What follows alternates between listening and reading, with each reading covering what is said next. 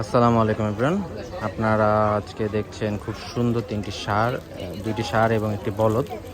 একটা খুব সুন্দর বলদ এবং একটা দেশি ষাঁড় এবং একটা পাকড়া ষাঁড় সাদেক এগ্রো থেকে বিক্রি হলো ঈদের জন্য। মাশাআল্লাহ,